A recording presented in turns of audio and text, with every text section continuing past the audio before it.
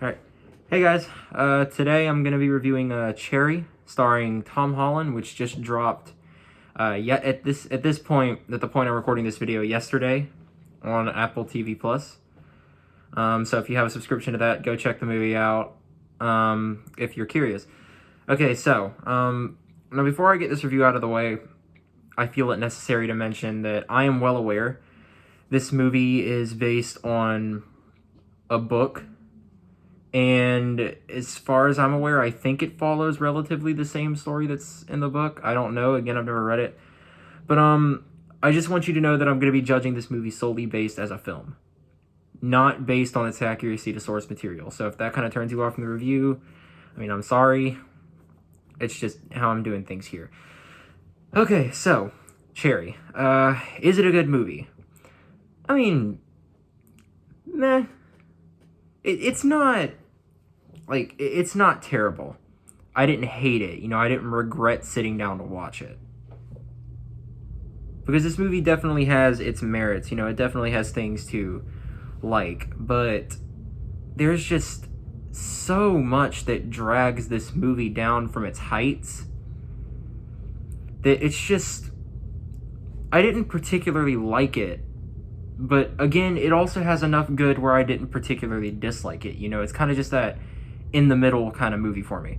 Okay, so some of the good. Tom Holland's performance in this movie, he knocked it out of the park. Absolutely incredible performance. His performance in this movie is so transformative. You know, so tonally distinct from every single role he has done in his career up to this point, that even though you're seeing him on screen, you don't feel like you're watching Tom Holland. This feels like someone totally different, but it's not.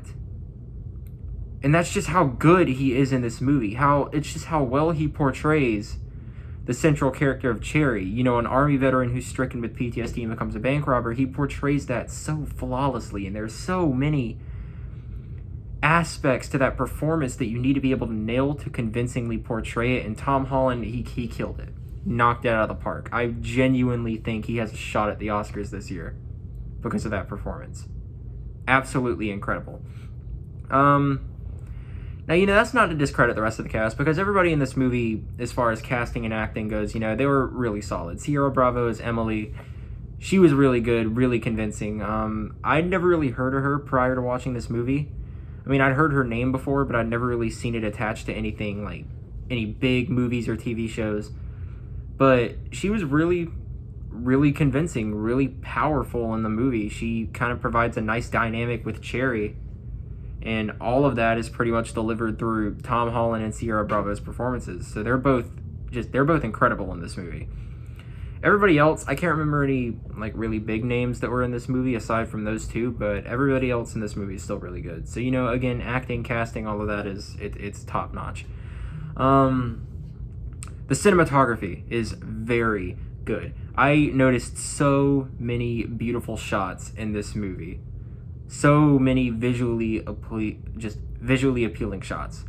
Like, you'll have establishing shots of like cities or environments, and you got some like overhead shots of helicopters flying over the desert, like in the heat of a battlefield.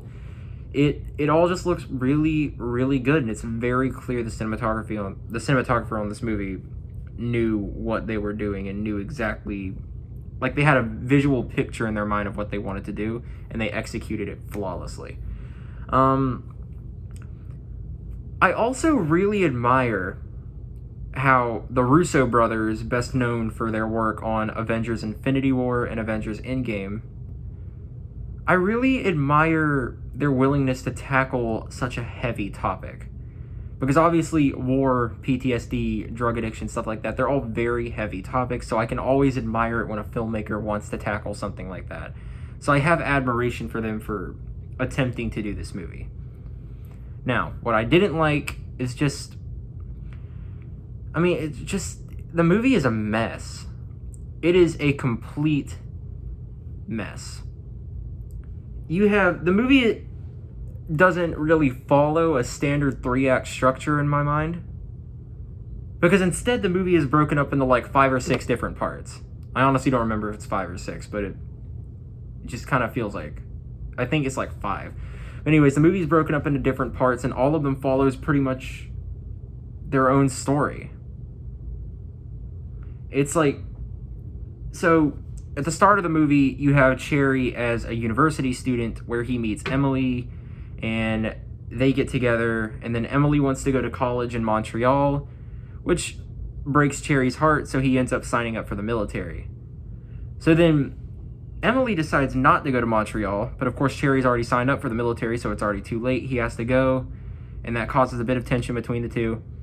So then you have Cherry in the military where he's just struck with so much tragedy, and it's so hard for him to deal with, you know? And then he comes home, he and Emily, they re-embrace, but he's suffering from PTSD, which leads to Cherry becoming a drug addict to deal with it all, which causes even more tension between him and Emily until Emily herself also becomes a drug addict. And then in order to keep making money for these drugs, Cherry becomes a bank robber. Now, if that sounds like a lot to cram into one story, that's because it 100% is. All of that happens in this one 2-hour and 20-minute movie. And even though it's 2 hours and 20 minutes long, I felt like I was sitting there for like 4 hours. Because there's just so much crammed into this one story that it feels like you're watching 3 or 4 separate movies back to back. You know? And I think this is where you start to realize, or like this is where you start to see how they tried to adapt the book to a movie. Because the story that's laid out in this movie would be much better suited for a book, you know? And so maybe they were trying to accurately portray the source material. Again, I don't know, I haven't read the source material. But, you know, maybe they were just trying to put everything they could into this movie. And it shows, because the movie is a mess. Again, it is all over the place. Its pacing is like wildly inconsistent. It's too slow in some spots, way too fast in others. It's just, it's all over the place. Your head's going to be spinning watching this movie, I can tell you that. Another thing I kind of just didn't really like was how this movie kind of preferred style over substance. Because there's so many shots in this movie that kind of prefer, that they take this stylistic option. Right? This movie is basically a showcase of different stylistic options for movies. Like there's there's different aspect ratios for certain scenes, and then you've got the aforementioned really great cinematography. You got sequences where they try to add emphasis to certain words or phrases by like making them pop up on screen in giant red letters. You know, it just kind of, I don't know, it feels like they tried to be way too stylistic with a movie that really did not need to be this stylistic. It kind of just doesn't really fit the tone. And sometimes it can make what should be a serious scene less serious, you know what I mean? Like, I don't know, maybe that's what they were going for, but to me it just didn't really work. I mean, yeah, that's really about all I have to say. It's a really messy, poorly paced, kind of poorly edited movie that is elevated by its great cinematography and its outstanding performances. So based on that, I'm going to give Cherry a 5 out of 10.